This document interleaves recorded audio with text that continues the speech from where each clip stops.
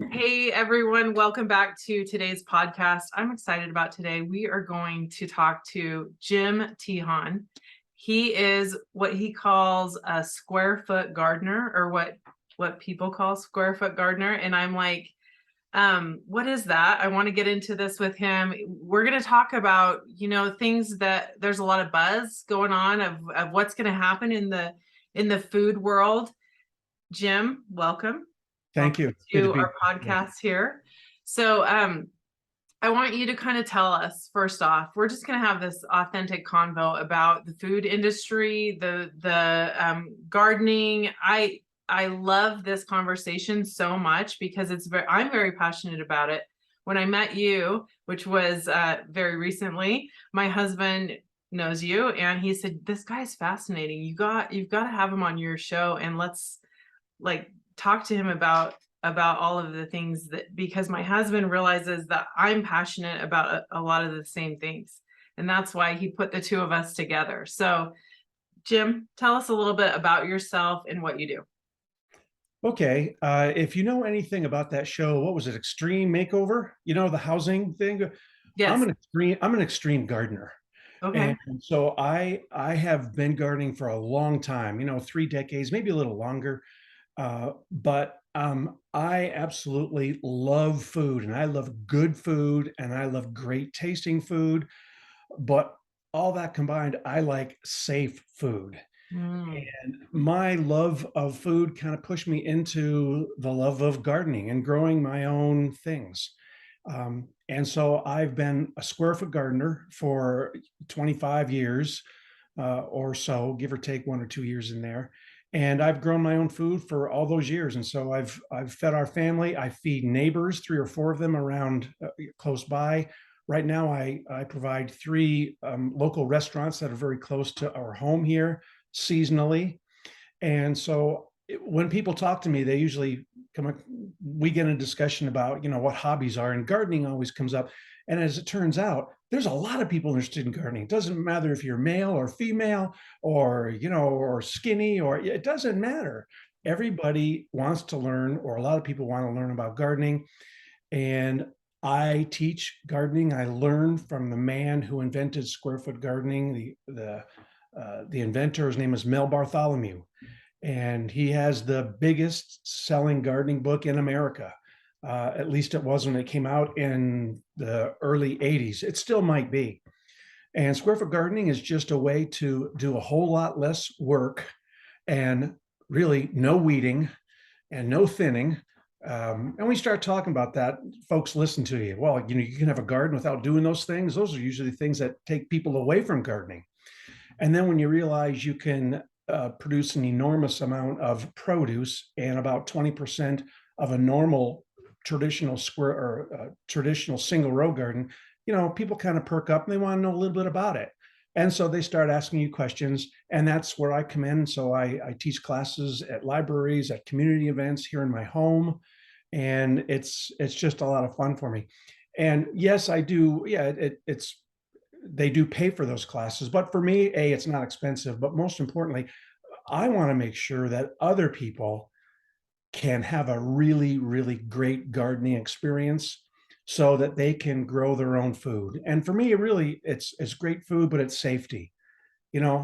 Every single year they come out with this thing called the Dirty Dozen, and it's the 12 dirtiest crops that we buy all the time at grocery stores. And you can rinse them off and do all that kind of stuff. Maybe you get the pesticides off, I don't know. But for me, hey, I don't have to worry about it. I know how my garden's taken care of. I know how it's watered. There's no chemicals on there, and everything grows in the square foot gardening system. Wow. Oh Yes. my gosh. Okay, so I'm very familiar with the Dirty Dozen list. I know apples are always on there. Yes. Always. With that, would you feel like, would it just be painful for you to buy a non-organic apple from the store and eat it? Because you know that it has a lot of harmful chemicals, or what? What do you think? I don't like buying things that are not labeled organic, but the trick is, and listen, as I mentioned before, I am not somebody who presses the panic button. I am not an alarmist. I'm not a fatalist. There's a lot of things that people are predicting for the future, or some of them are already supposed to happen and they haven't, or maybe some of them have. But when I see things that are labeled as organic in the store, as it turns out, 50, 60% of those things labeled organic probably aren't. You Mm. got to So pay they for that. just have the sticker on them. Yes. And once you take the title of organic and stick it in front of anything that you're buying at the store, that gives those folks the license to rip you off. Usually charged almost twice as much. And if it's organic, that's great. But it's been abused so much here over the last several years that you really don't know if it's organic or not. For me and people that come to my classes, my main goal is I want you to have a garden just like this. If you can have a better garden, great. And it's not very hard to do. Once you learn, a couple of things that you have to keep with the rules, and you can have a garden that looks just like mine. And my garden never stops. We're here in northern Utah, and I have a garden that goes right through the winter months. You do? Yes, I do. What? In the dead of winter?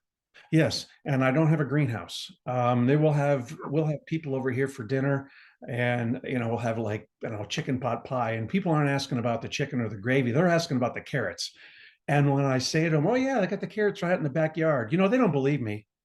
And so we have to put on our shoes or our boots if it snowed. We go out to my backyard. I pull back some covers called low tunnels, and I show them, your carrots just came right from there. And they look at me and they're just total disbelief. It's really fun because people think that you can't grow in northern territories like we have with these harsh winters. You can't grow. Yes, you can. You just have to know what crops match the season. And that's a little bit tricky too. You just have to learn that. Mhm. But if you have a good teacher and they've already done it, they can speed you along that journey a lot quicker. Yeah. Yeah. Yes. So I love this because I'm always telling so I have 4 children, Mhm. and I've always said that, it's not a hobby to learn how to eat healthy food or to cook or to know how to prepare food. People say cooking is a hobby or baking is a hobby. To me, it's not a hobby. It is something that each of my 4 children need to know before they leave the nest. Well, before they leave the nest, which 2 of them are already out, and the other 2 are in training. Okay, they both know how to cook as well. But to me, I know so many adults that have no idea how to prepare food. They have Mm. no idea how to read labels. I mean, they could read the labels, but they don't know what they're looking for, right? As far as Yeah. ingredients, and they don't know how to make healthy choices. It's unbelievable to me, that missing piece that we have. In fact, it really frustrates me and could get me ranting real fast about the school system, because I feel like that's something really important that should be taught in school is nutrition, is baking, preparing food, healthy, nutritious food, right? Yes. Yes. I'm with you. We call those life skills. Yeah, life skills, Yeah. exactly. Yeah. Last night, every Sunday, especially during the summer months, we always have the family over for dinner and I cook. I love to cook. It's just second behind my hobby of gardening or life skill. And in the summer months, yeah, I've got 28 tomato plants growing back there. And so we have fresh tomatoes and we have pizza every single Sunday. And last night we had a fresh tomato pizza, which we always have on Sunday, but I made a caprese salad and you can see a picture of it. I mean, it's on my Facebook page. You can just look at it and you can almost taste it by just looking at it. Hey, everything out there, with the exception of the mozzarella cheese, was from my garden. So I had absolutely delicious, over the top tasting heirloom tomatoes. It's my basil on there. And, herbs are another thing. We talk about veggies. Well, that's not an herb, obviously, but, you go to the store and you buy herbs. What do they look like? You spend $3 or more coming up, and you get this thing in a plastic container that's been dried out. It's been out of the ground for at least a week. It's been on a truck. It's usually 750 plus miles away, and you're paying for it and you're using your food and you call it fresh. That's not fresh. What's fresh to me and our family is I go out there to the garden and it was just pulled 2 minutes ago. That's fresh to me. And it does make a difference in the taste of the food. Oh yeah. Right Yeah. now I have I have garden tomatoes from my dad's garden. My dad has a big garden, and there's the color is unlike Yes. anything you're going to get from the store. You can Yeah. see it's a garden tomato from the color, right? Yeah. And when I always use the example of tomatoes, to try to get people to think about gardening during the year. What a tomato tastes like in the winter months. Mm-hmm. It's Mm-hmm. not off the vine. They say it's off the vine. It's not, or if it is, it's been pulled off the vine, not ripe, and it ripens on the way here or Mm-hmm. wherever your destination is, if you're not getting it fresh. Well, those tomatoes taste tasteless, they taste plasticky, and no one really gets very fired up about them. Well, you know what a tomato tastes like right off the vine in the summertime, yes? Yep. That same difference exists with anything you want to grow in the garden. Mm. So you start talking about lettuce, unless you've had a freshly harvested head of lettuce and you've eaten it, you don't know what you're missing. Wow. And to go back to your point about people don't know where their food comes from, I had a guy a couple decades ago. We were talking about gardening and food, and he said to me, he goes, the heck with all this. I'll just go and buy it. Mm-hmm. And that's good, I guess, if you don't want to learn. But what happens if you can't buy it someday? Mm-hmm. I don't know what's going to happen. But Mm-hmm. as I mentioned, I don't care because I've got enough to feed my family back there. Mm-hmm. Yes, I will be limited. I won't have a lot of protein. I don't have chicken, so I don't have eggs. I won't have, beef or chicken. I don't have any of that. But we will have, the greatest salads that you will have anywhere. And I've got some root things back there. I've got carrots, I've got turnips, I've got parsnips, I've got onions. So, for me, I just think it's something, and it's very addicting. It's really addicting. Mm-hmm. Once somebody learns how to garden successfully, it's hard to get rid of that bug. And as you learn and as you have more and more success, what you usually do, for me, it's an abyss. You cannot get to the bottom of learning with gardening. I'm always learning stuff. I mean, I learned something just this year. Every year I learn something new, sometimes more than one thing. And so I just think it's a great hobby, but if you love the taste of great food, and if you want to save money, and if you want to eat food that has no chemicals on it, learn how to do it yourself. And I teach all those classes. Wow. Yeah. I feel like with you, when we talk about, and I do want to get to what the possibilities are, because I think it's important not to be, like you said, an alarmist, but you know, we've seen a lot of crazy stuff happen. and there, like you said, there are things that have been said they're going to happen and haven't. But there's also possibilities. So I do want to get to that in a minute, but I think about, like, when you're saying, that if there are food shortages, then your family's going to be fine. I was thinking about just the knowledge that you have in your mind to take care of your family, because you also are very, like, when you know about food and you know about nutrition and you have, 30 years of knowledge Yeah. to provide food for your family, that is priceless. And You not know, just food, but nutritious food, right? Yeah, and if you think about it, I mean, people are spending, a lot of money on co-pays. They're going to the doctor because, they've got some disease. And a lot of times it's too late. I mean, you've got diabetes. It's very hard to reverse that thing, or next to impossible. So you have to take medication because it's too late, most of the time. But people won't spend $300 a month to buy really, really it's insurance. It Mhm. really is, to stay healthy. And we've eaten this way for, ask the kids. I mean, they've eaten this way all their life. The son that Sammy, when he was very little, we brought home some, the lettuce that you buy at like Costco, or it comes in a plastic thing, and it's mixed greens. Mhm. Well, that stuff, like we mentioned before, it's been pulled a week ago or more. And, if you're not careful, some of the stuff on the bottom is kind of brownish and kind of gross. Well, I put that out in the salads on the plates and we ate it. And Sammy, he kind of chewed on some of the stuff, and it was the brown stuff, and it was soft, and it was very gross. And it ruined it for him. He didn't want to have a salad ever again, until a couple of years later, I convinced him, like, just try it. It's not from the store. We have it. You saw it out in the garden. There's no brown things here. It's all fresh. It's crispy. He hasn't been able to stop eating the salads. Neither have all the kids, and they're all married. And now they all eat back there, even the spouses that were not, our kids. So it's very addicting. It's very nutritious, and you start pulling things out of the soil and you start shipping them out. That every single day that it takes for that to find your table, you're losing more and more nutrition. And so many years ago, if I just it's kind of a side shoot here, I grew for 3 or 4 people. You know what a CSA is? Community sponsored agriculture. Oh, okay. I think you know what it is. People pay an enormous amount of money, like $800, $1,000, and it goes for like, I don't know, 16 or 20 or 24 weeks. And every week they go pick up at a stand somewhere in their city 2 boxes filled with fresh things. Well, you hope they're fresh. Yeah. Sometimes they're not. But I did the same thing for 4 or 5 people. And so they were buying produce for me. And I delivered to this one husband and wife. And, after 6 weeks, it was at the tail end of the season. He was a new customer. It was really amazing. Here's what he said. He said, "Hey, Jim, 2 things. Number one, having your stuff, I realized that A, lettuce has a taste. B, carrots actually do have a good scent.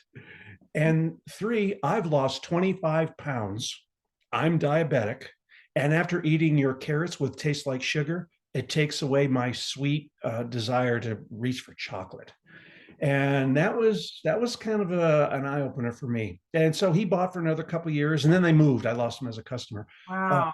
But the food is just great. The health benefits are enormous. And if you have health issues, it's never too late to try or to start. The food's going to taste better. If Yeah. you're eating right and you're overweight, you're probably going to lose weight, because I'm telling you, these carrots, you cannot taste them. They're candy.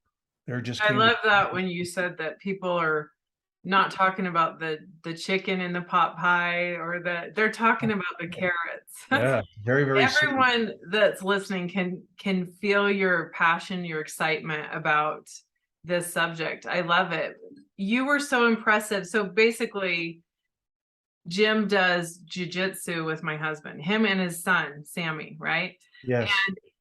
And my husband came home and he was like, "Honey, this guy is so healthy.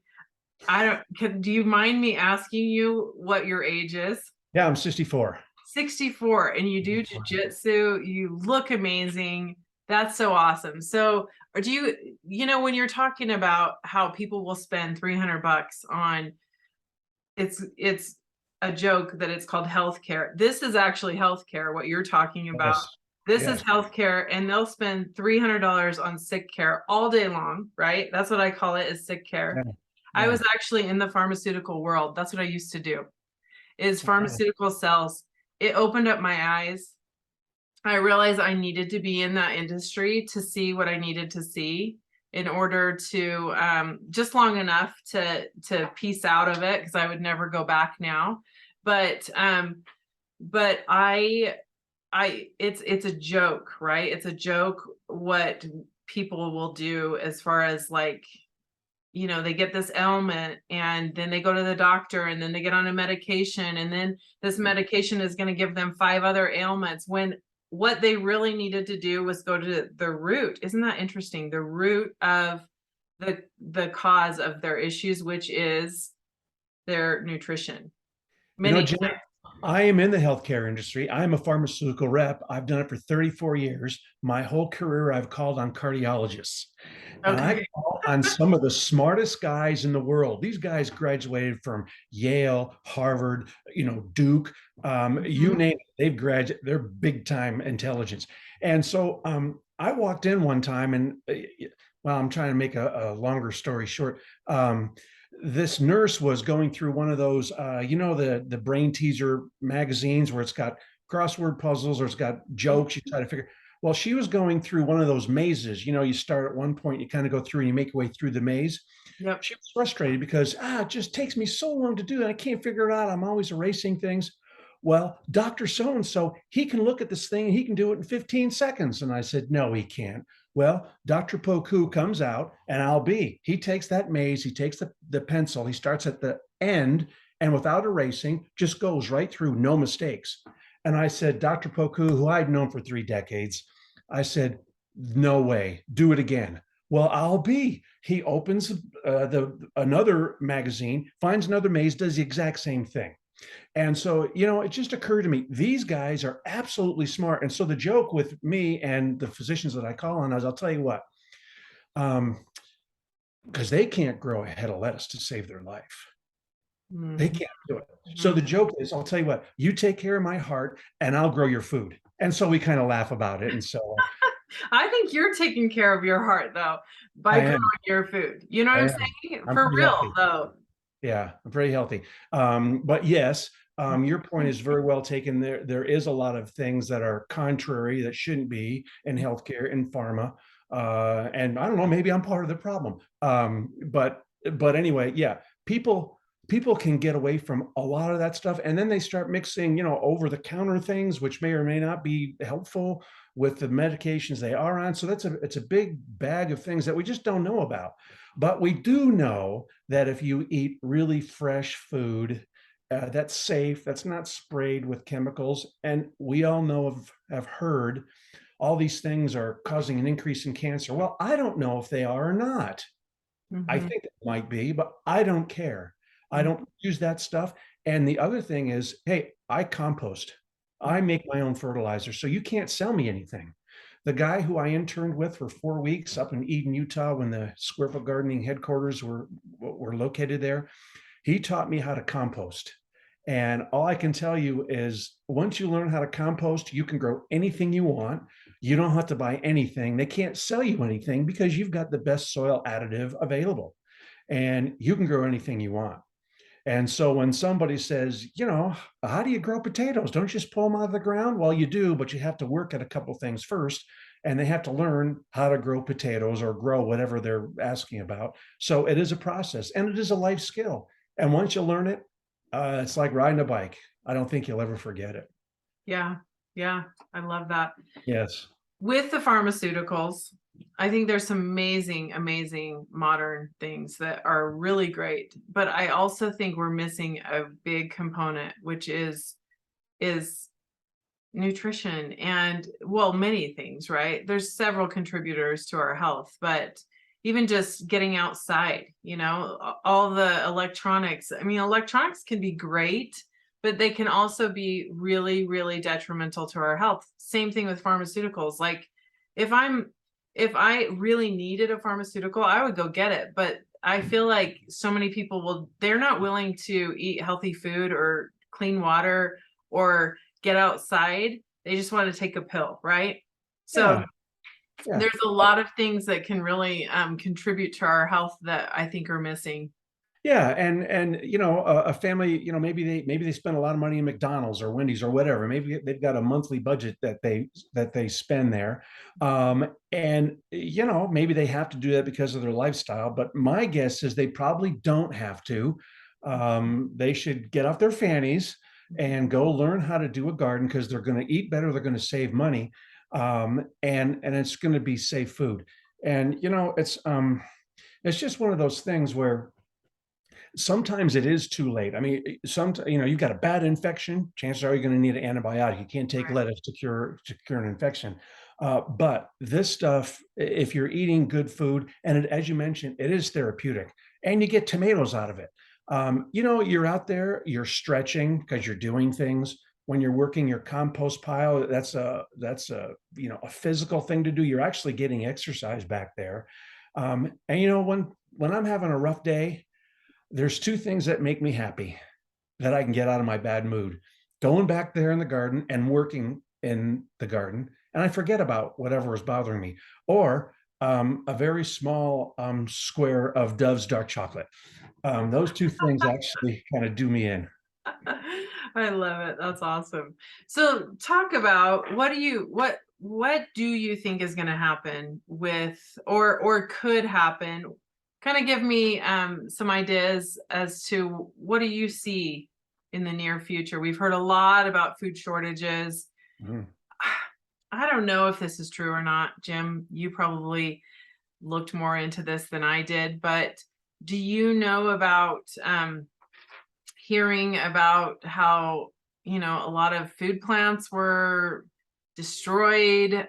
Is Mm. that true? Did that really happen? And what was going on there? I mean, kind of speak to this for a minute. And Yeah, it is true. And yes, I read all about those things. And that's just something I'm very interested in because I don't want other people to be short either. I mean, because before you know it, people are going to know that hey, Jim's got food back there. I'm going to go raid his garden in the middle of the night when they're sleeping. So I want them to grow their own food.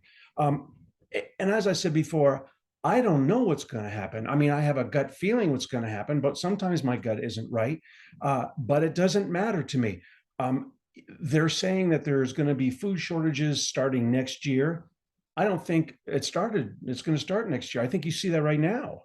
Go into the store and just visually look at things and be common sense, be logical about it. There's some empty shelves that weren't empty before, Mhm. and um, it doesn't matter who's to blame. There's just things that are not there.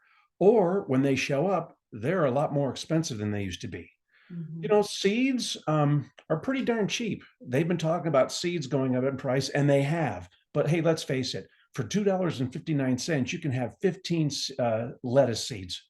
That grows a lot of lettuce. And you used to get more ounce wise in that $2.59 packet, but it's still cheap. So yeah, I do think probably some food shortages are probably going to happen, but more importantly than that, Jen, it's the fertilizer thing. They've been threatening a shortage of fertilizers. And listen, it's one of those things you don't have to believe me. You can do your own research or you can ask a farmer. I've talked to two of them, and it is true. They are having challenges getting fertilizers. In fact, I've got two or three articles that I found, I don't know, a couple, 3 months ago. Um, it's already happening. And you and I and everybody listening, it's happening and we don't even know it. But they are fertilizing fields with, how should I put this? With human compost. What? Yes. Yes. Wow. They're called biosolids. And, that's what they're fertilizing. Not everybody and not everything, but it's happening. And Why? yes. Why? Well, because it's fertilizer. It is. It's not very good. And, I taught a class this weekend and there was 40 people there. There's a couple people that didn't mind that. Okay, that's fine. I don't care. Do your own thing. That's not what I want. Mm-hmm. And the other thing is the fertilizer, a big chunk of it comes from the two places where there's a war going on right now.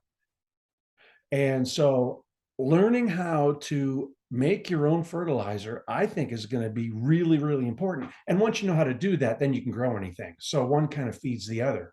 Mm-hmm. So I don't know what's going to happen, but it's like they say, if you're prepared, you're not going to fear. And I don't fear those things. I don't want them to happen. Mm-hmm. Make no mistake about that. But for me, for my family, I'm not worried about it. I should say, I'm not overly concerned about it. Yeah. I won't be able to find bacon, maybe I won't be able to find hamburger, or maybe it's ground beef's going to be really expensive. I don't know. Salmon might be really expensive. I don't know. And maybe the cost will be prohibitive, but for us, it doesn't matter because I got things. I mean, I grow 30 or 35 different things back there over the course of the year, and we eat pretty good around here. Wow. 30 to 35 things. Yes, yes. So is it pretty simple once you learn about making fertilizer? It is. It's a very straightforward process. You just have to keep, 5 or 6 things in mind. And, you've got to work at it. I mean, it is work every single day of the growing season, which I define as March 1st through about the second or third week of November. You should be out there working, turning your compost pile over. And if you do it right, you'll have compost in as little as 6 weeks, which is really, really fast.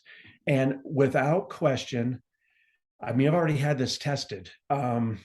You will make a fertilizer or compost that doesn't come close to the most expensive compost that you can buy in any nursery. It's not even close. It's a very unfair advantage.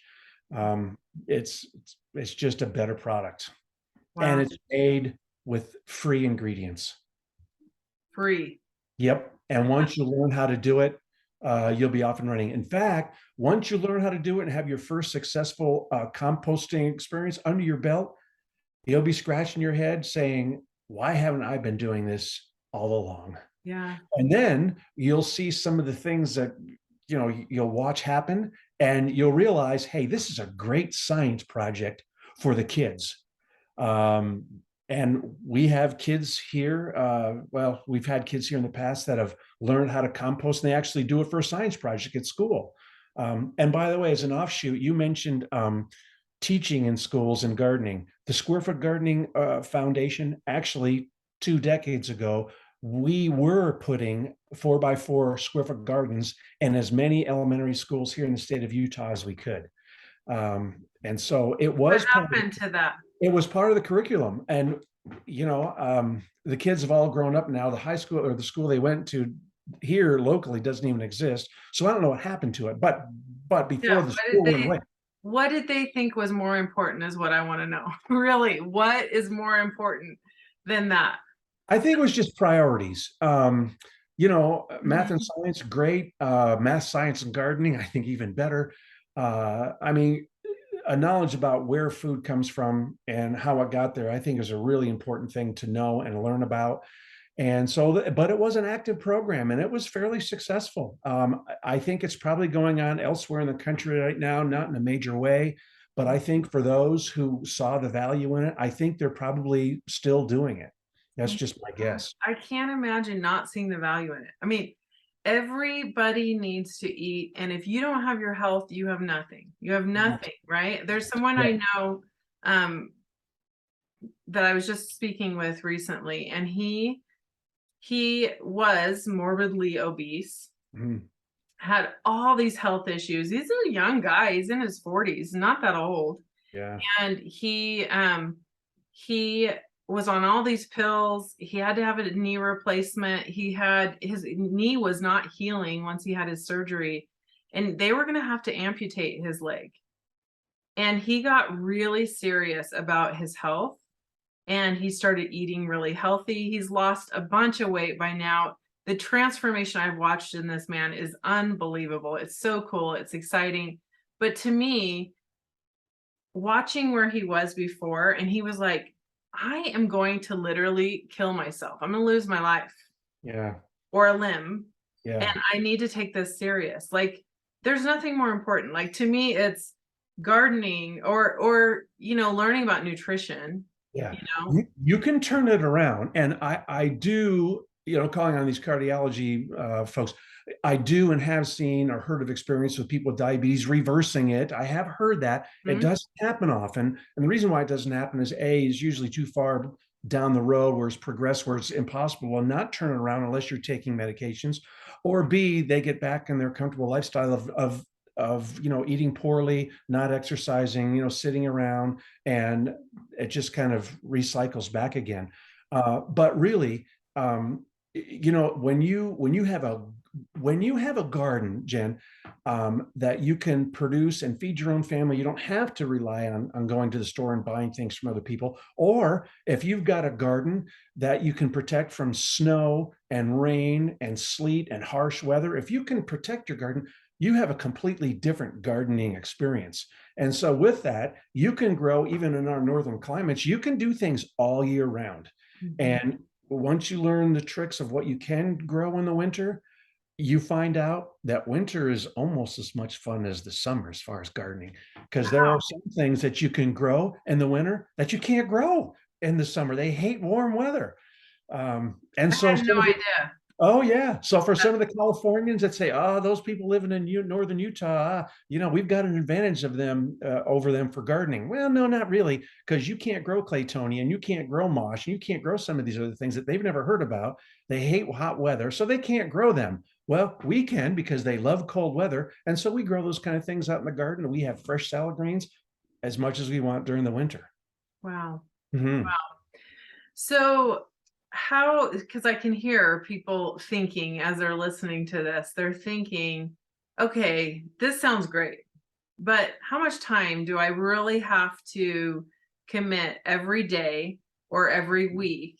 Like, kind of give us an idea on how much time. I mean, I know you are spending a lot of time because you love it, and you're probably spending more time than someone that I want to know what's the bare minimum that someone has to be out there committing to their garden. Well, I don't spend enough time back there. I'd like to spend more. And I am putting together a very small home-based gardening business that I will do in 18 months, 15 months, 16 months when I retire.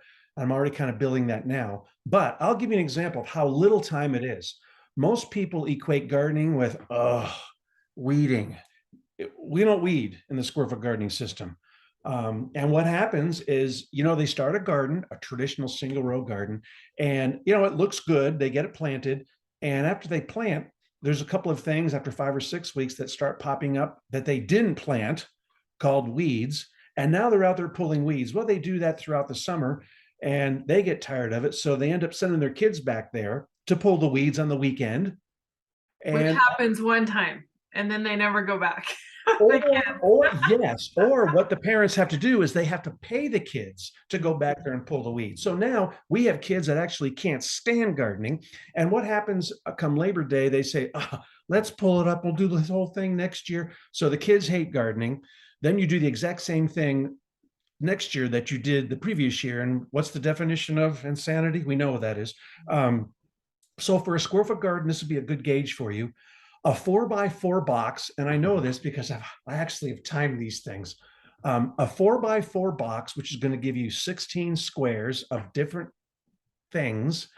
You will put that together in about 20, 25 minutes, maybe 30 minutes. That's what it takes to put it together. And then once you start planting, which is very easy to do, you will spend, because you're going to be out there watering, you could spend a minimum of maybe 2 minutes a day watering, and that's it. What? Yes. You don't weed. We don't weed in this system. There's a reason why we don't have weeds. We don't thin. So, and that's the other thing, reduce, recycle, and reuse is an adage of the square foot gardening system. And so I've got seeds that are 10 years old. Hey, they still work. I don't throw my seeds away. And so, we have things that we keep for a long time. And we grow delicious things. And really, once you can have a garden where you're not spending enormous amount of time and work, you have a different experience. The square foot gardening adage is no hard work, no heavy digging, no weeding, no thinning, no kidding. And that's how it goes. Yeah. No kidding. Wow. Yeah. So you're saying, Jim, that the reason that you don't weed is because weeds don't grow?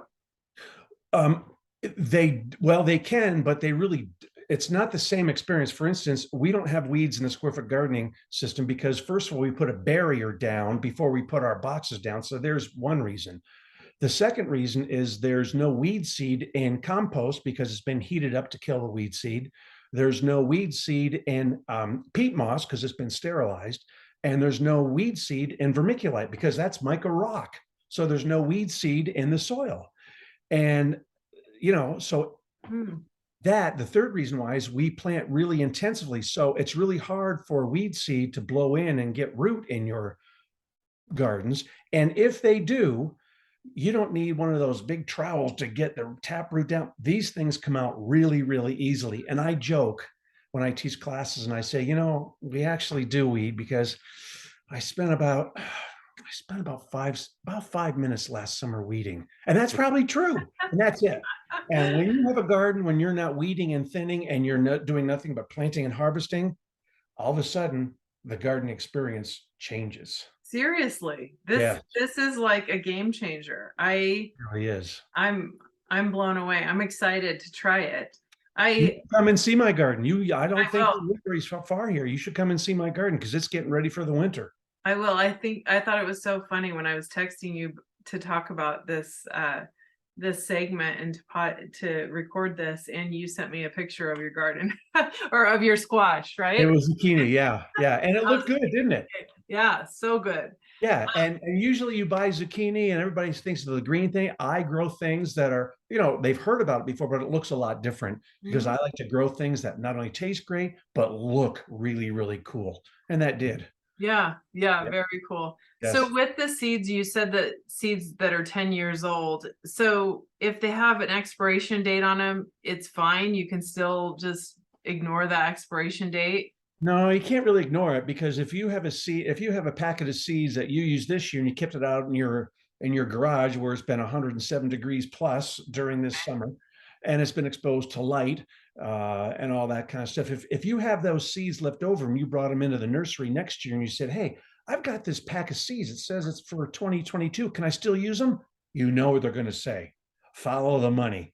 They're going to say, "Oh no, those are no good." Well, there's going to probably be a lot of them that aren't any good, but if you know the three things that seeds need to grow: light, warmth, and what's the other thing? Light, warmth, and moisture.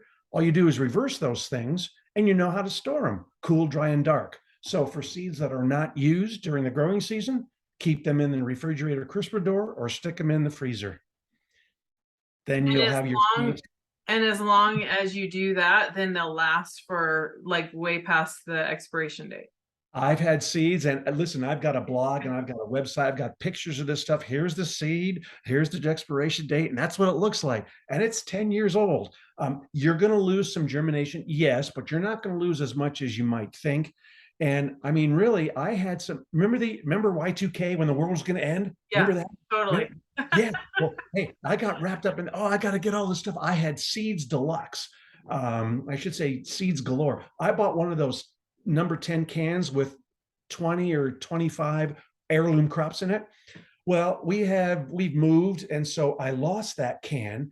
And in the year 2020, I found it by mistake. We were cleaning out the basement, and I said, "Hey, look what I just found. I wonder if it's any good." Jen, I am not kidding. I sprouted 10 seeds. Um, well, I put 10 seeds. I tried to sprout 10 seeds. 9 of them came up. So I had 90% germination on seeds that were 20 years old. And Wow. I've got a picture of that on my Facebook page somewhere. Wow. Yes. Wow. So what about people that either live in an apartment, don't really have a backyard, or they're renting their place? What's your advice to them? Should they still try to do some things? And Yes. is there some stuff they can do? And then also, do you recommend they find like local farms and start to get their produce there as opposed to going to the grocery store? Or what do you think? Yes, I would always try to buy as local and as fresh as possible. I would always do that. But if you can't find it, particularly in the winter months, it's a little harder here. There's usually, well, we've got a local farmer here. Well, he doesn't do anything in the winter though. So you'll have to just know you're going to spend more money if you want to buy organic stuff at the store, and that's the best you can do. Learn how to have a winter garden. That's number one. Your other question is, what can you do if you don't have the room? Well, let's go back to what we talked about before. Do you have a 4x4? Do you have enough room for a 4x4 garden in your backyard? How about a 4x8? If you got a 4x8, you're going to have 32 squares. You can do a lot of damage in 32 squares. But if you live in an apartment and they won't let you put in a garden, yes, you can use grow bags. Grow bags are cheap. Um, you can buy them on Amazon. And listen, I've got pictures of all this stuff. Mhm. Uh, Grow bags, I got mine on Amazon. They cost $10 or $12. Mine are 8 or 9 years old. They're still great. You can pick these things up and move them. I've got 5-gallon grow bags. They're made out of material. They're not hard plastic like containers can be. The advantage of the grow bags is, when you start planting things and roots grow, and if you're putting in like those plastic cells that we buy, when we go to the nurseries, everything that comes in plastic, Mhm. those roots start to grow and they hit that plastic and they continue growing, but they grow around. And so when you take the plug of lettuce out, you'll notice you've got a root bound plant. If you've got a grow bag, that doesn't happen. Those roots hit that fabric and they're getting air. So what you're doing is called air pruning. The plant stills grow. It's much healthier. They do not wrap around. You won't have a root bound plant, and it develops this really nice collateral system of nutrients. So you get a better plant. So grow bags are a great option. It does limit you at what you can grow. You can't grow, big vining things, but you can grow a lot of greens. You can grow potatoes. You can grow some root things. Or you can go out and try these earth boxes. Hey, they're amazing. earth boxes. They're about 3.5 feet long. They're about 18 inches wide. And, I haven't done this because I grow tomatoes somewhere else, but they say you can grow 60 pounds of tomatoes in one earth box. And they are really, really good. So I've got 4 of them back there. Nice. Okay. Yes. Yeah. So, does your family, do you guys get sick very often? Like, kind of, like, tell me about that. Do you guys get, As I said, no, our daughter-in-law just got sick last night, but then she's going in for a surgical procedure today, so she must have gotten better. But to answer your question, no, we're a really healthy family. I mean, we all got the dreaded, yeah, the COVID? we all got that. Yeah. But some of us got it. Some of them had it, and well, I think I had it, but I didn't really know about it. But no, we're a really, really healthy family. We have, as far as I know, we have no diseases, cardiovascular disease. We have no diabetes. We have no osteoporosis. We don't have any of that stuff. And, we're in our sixth decade of life. Our kids are in their 30th or their third decade of life. So no, we're all really, really healthy Nice. and slim. And slim. There you go. We kept Do our weight. do you have like if you guys do get a sniffle or something, is there something is like a go-to that you want to kind of give us some insight on? No, I just continue. For me, there's nothing like garden fresh salads, and we have the square foot garden. The inventor of square foot garden, he said this: we want to be able to have enough things in our garden so we can go back there and have a fresh harvested garden salad every single night of the year. That's the goal. In the wintertime, it is a challenge. If you don't want to have a winter garden, that's okay. But for those of us who do have a winter garden, it's not that big of a challenge. But no, I don't use that for any kind of medical direction or treatment or cure or anything like that. But we don't get sick. I mean, we're just really, really healthy. Yeah. So awesome. And if we do get really sick, I mean, we have no problem going to the doctor. If we have to get an antibiotic, we have to get an antibiotic. That's the way it goes. Yeah. Yeah. But we don't go very often. But you don't go very often is the key. We don't. Yeah. Now that so when you were talking about, I forgot what you called it, the CMA, is that what it was called? CSA, Community Supported Agriculture. Okay. So there used to be a place, it was called Bountiful Baskets. Oh, yes. Know all about them. I don't know if they're still around. I used to do that. I used to do that, but I want to do what you're doing. Like I want to come buy it from you. But I want you to tell people how to find you. I want you to tell them about your blog, tell them about your Facebook. How can they find you? And then we'll also put the links in the show notes for you. Okay. All right. But yeah, how can they find you? How can they take your classes? Kind of tell us what should they do if they are like listening and they're like, yes, I want to do this. I'm easy to find, and I'm usually pretty good at getting back with question answer type things. But I have a Facebook page, and it's under The Wealthy Earth. Like the earth is full. It's called The Wealthy Earth. And that is, I don't use a lot. I don't explain things in there. That's just, it's kind of a braggadocio thing. It's just kind of pictures. Yeah. You see pictures and you can almost taste some of these things. Well, that's what's motivating, is it makes you think, oh, I want to do that, right? Yes. So the Facebook is The Wealthy Earth, and then I've got a blog, thewealthyearth.com, and that's more detailed. Oh, that's what we should be doing this time of year. Oh, that's this. Oh, he likes those kind of cherry tomatoes. I've tried those. I don't like them. I prefer this. That's great. Oh, this is how he makes compost. That's what it's supposed to look like. Oh, okay. So that's how you find me. And those two things, for now, although that's going to be a lot bigger in about 15, 16 months, where I will have courses available online. There are some right now. There's a seed starting class. There's a composting class, which is really good. And there's a winter garden class. And those are all on the blog. Those are on thewealthyearth.com.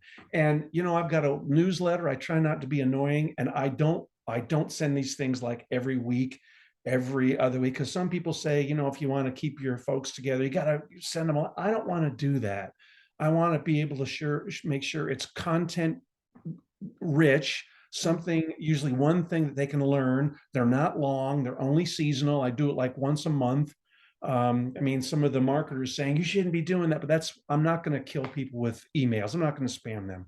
But when they get these things, it's going to be one thing that's beneficial that they're probably going to be able to use. So that's a little bit about where to find me. And they can find all the stuff that we're talking about and even more on those two platforms, with Awesome. more coming. I love it how you're like, okay, in 16 months, because you're gonna be retiring, and you're going on right on to the next thing, which is what you're really passionate about, which is exciting. Yes. Yes. And there is a part of me that'll be sad. I mean, I'm used to getting up. I'm very social. I will miss talking to doctors and nurses. I do it every day, a lot less now than I did before COVID. But I'm going to wake up one day and that's going to be gone. However, I'm going to meet a whole bunch of new folks who want to know how to garden. And as a side note, you brought up something. This square foot gardening, this community supported agriculture thing. I've told people what I've done, and you can see their eyes lap. Hey, wait a minute, I've got some kids at home, and I've got a guy whose son did it last summer. He had a community supportive agriculture at his home. He was 12 years old. He only sold herbs to neighbors. He sold rosemary. He sold cilantro in the spring and in the fall, and he sold basil in the summer. And he made some money. And the great thing is, if you've got kids at home and you want to have them learn a life skill, eat good food, and have a summer job already built in, where they don't have to interview, some of these high schoolers are interviewing for the same position with all their colleagues. How about a job they could work 3 hours a day and make a pretty good wage? They're their own boss, and they don't have to interview for a job that's going to pay them not very much. And they can have 3 or 4 neighbors that they can grow for. They will pay them handsomely, and they can earn money. It's a great deal. It is. It Yes. really is. Yeah. Yes. You can make money doing it. I maybe in 16 months, Jim, we get you getting the curriculum back in the schools. That would make me so happy. I'm working on it right now. In fact, but I'm working at a college level. There's a private college here in Salt Lake. I am trying to get in there, and I might get in. They ask for a lot of different credentialings, and if I don't have it, I mean, I'm not a master gardener, but I will say this. I've taught classes with master gardeners, and they question me, like, because I say a lot of things that are contrarian. They're doing things that are great, but they're doing things that you do on farms. We don't have farms. We have gardens, which are totally different. And I will put my gardens up against any master gardener, and mine will be at least as good as the best one. And I think it's going to be better because I've learned how to do it. Yeah. That's not a braggadocio either. That's not a braggadocio. I want everybody to have a garden as just like mine or better. And they can. They really can. It's wide open for them. Just got to learn how to do it. Yeah. Yeah. So good. So good. Okay. So I am going to put your information in the show notes. Everybody can check Jim out and do like start to, get jiggy with your food, start to learn about food, start to enjoy it. That's what I say. Enjoy your food, right? And enjoy that if you don't know how to cook, which I need to learn more of this. And that's why I'm excited about this interview, because Danny teases me because I was so excited to have a garden and I killed everything, Jim. I killed it all. So what happens with this? It'll be Bon Appetit, but it won't Bon Appetit that you had to go buy in the magazine to get the recipe. yeah. You'll have all that stuff in your backyard. It'll be Bon Appetit from your garden. See, and I'm going to be like, look at this, honey, in your face. I did really good job. Can we get some more? Do you got any more of these carrots? Yeah, I'm excited for that. So thank you for being here. Thank you for your knowledge and for sharing with us. This is a really, really informative and great interview. And I love your passion about it, because it's really, it makes me excited about trying this. Definitely. So, well, I'm just across the freeway, I think. And so you can either call or come over. I will. We're coming over. I'm bring my kids too. They will absolutely love it. Yes, awesome. Thank you so much, Jim. All right. Thanks, Jen. Everyone, thank you so much for this being a part of this conversation, and check Jim out. I'll see you next week. All right. See you later.